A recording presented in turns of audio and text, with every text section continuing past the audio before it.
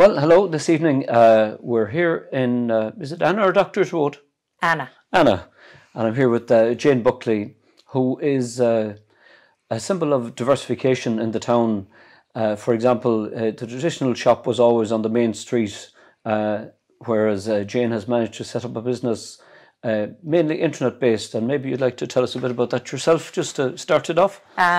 So we distribute to pharmacies, department stores, and then we'd have an online presence.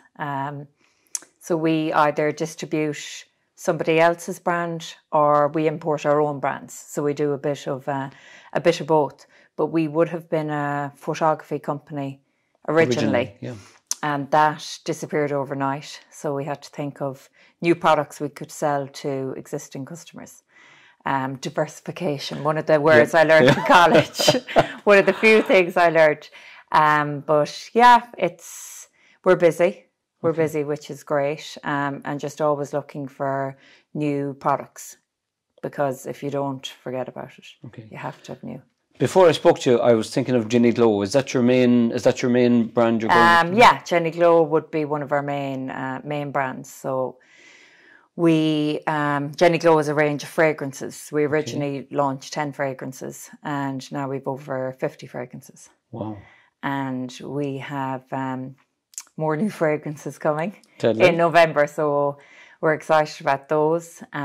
We've just launched false lashes. Be good for me, would it? They'd be good for you. They'd be good for me too, because I don't have hair pieces, no?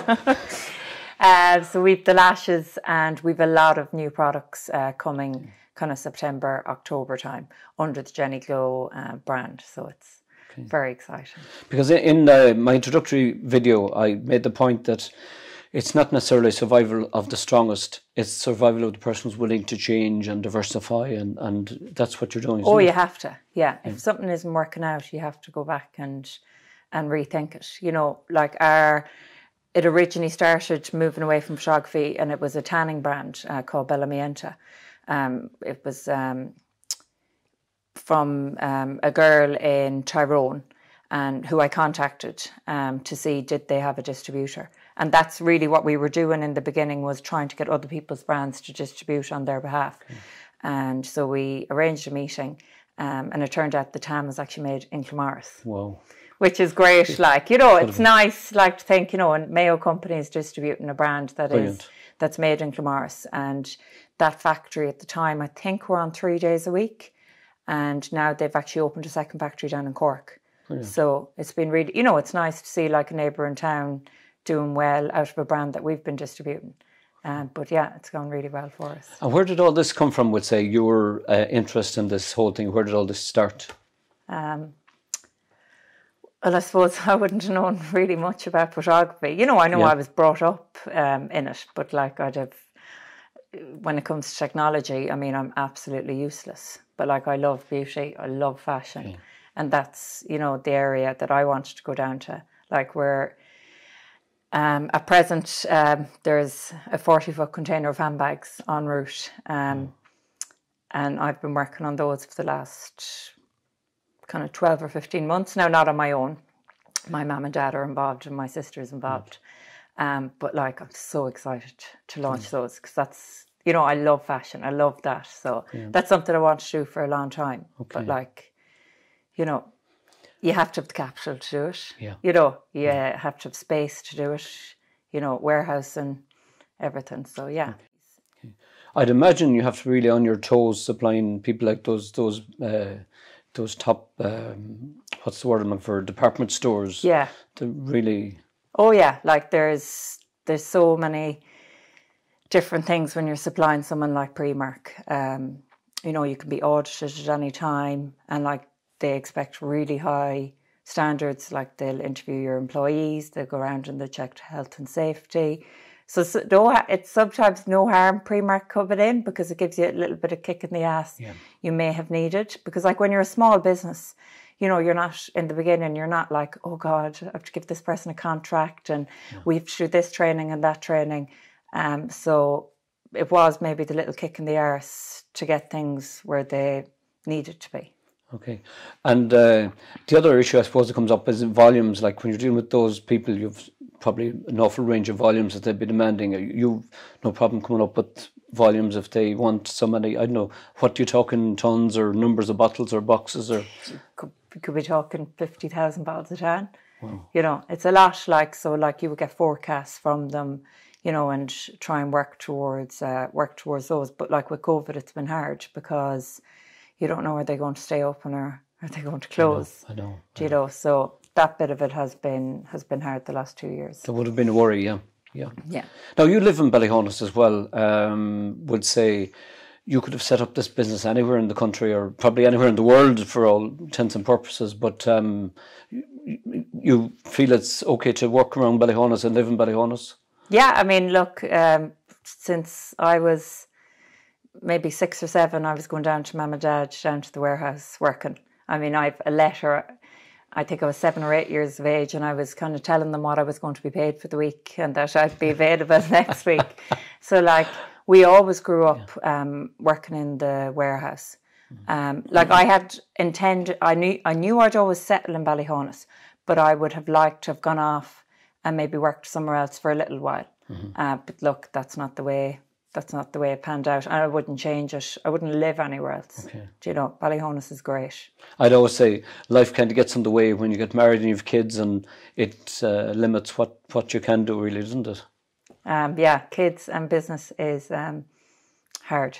Okay. Do you know, like, I haven't had Paddy's Day with my kids in 10 years. Wow. And actually, I was going to have my first Paddy's Day with the kids last year. And COVID hit. I was oh my goodness. Just bad timing by that amount, yeah. Yeah, like you have to, you know, there's things you miss, but then you have to make sure you make up for it, you know, with other things. But look, most houses now, 2 parents work.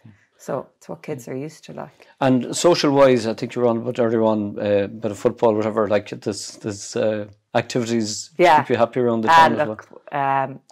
I don't think other towns have what we have. And I don't know, would other towns say the same thing, you know, but there's something about Ballyhaunis GA. I mean, the friends, like my husband now, he is the co-manager of the hurling team. And our best friends kind of, they've all come from hurling some way or another. Yeah, and I mean, it's not friends, it's family. Like they're unreal. And I know my kids are going to get that. And I can see it already.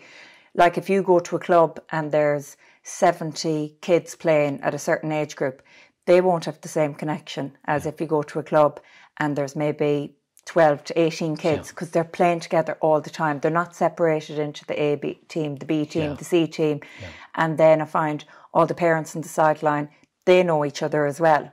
Whereas I've gone to clubs where there's a lot of kids and like you don't know who the parents are, you know, and you're kind of standing there cheering them on. But that's what we get in Ballyhaunis. Like sports, I think, is the foundation of Ballyhaunis, in my opinion, but that's because we're a sporty house. You know? And we can't not mention the recent victory with your husband involved in the Nicky record. Yeah, but he wasn't involved now in the Nicky record. He actually was the water boy the last time they won it. Okay. So he'd be involved. In the club, probably. Yeah, so he managed the club, but we did beat our rivals Turin, which is always sweet. There's great rivalry between Ballyhaunis and Turin, but you know, off the pitch, everyone are, you know, a lot of people are friends, like, you know. Because I've even said that earlier on, that would say places like Turin, Nahamore and Ballinlough and Clonfad, they're all part of Ballyhaunis. Oh yeah, like my kids go to school in Nahamore. Right. And the reason they go to Ahamore is that there's really good childcare down there, which allowed me to work. So that's the reason. I suppose they went down there early on, you know, at the age of maybe 1.5, and they'd their friends made. So I didn't want to move them. But they play club for Ballyhaunis. Yeah, that's the most important thing. The black and red is most important, isn't it? Yeah. It was always kind of the attitude going out if you were playing Armore and Turin or in hurling or football, like don't come back, you know, don't come back. I'd be in big trouble if they went off now playing for another club. But then you have the Ballyhaunis Golf Club, and there's a lot of kids now involved with it at the moment. They're doing Wednesday mornings, and I think there could be nearly 100 kids And there's some really good volunteers down there, and it's great to see. And there's a lot of adolescents playing.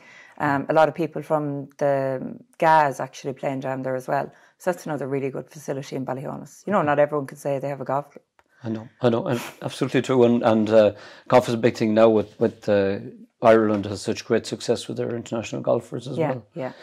So look at, I suppose the big thing is Jenny Glow. We'd like to support you, and if people want to get a hold of some Jenny Glow products, you're doing actually sets as well. It's not just individual perfume to that. You're doing perfume and sets, and we do hand cream and body lotion, hand sanitizing cream, which is big at the moment. Big one at the moment, yeah. We do scarves, we do watches, the lashes, and then lots more to come. Okay, and you've new products on the way this year. Yeah, new products on the way that we're launching between now and Christmas. Yeah, excellent. So fingers crossed, it'll all work out. You know. Okay. Well, look at there. You have it. Jane is a prime example of what we spoke about earlier on, diversification, and it can be done from anywhere in the world, and it can be done from a rural setting here in the west of Ireland and Ballyhaunis, and obviously she's an example of a success story. So look at, again, I wish you the very best of luck in the future with your new products, and hope you continue to diversify and to be successful. Thank you. So thank you for joining us. No problem.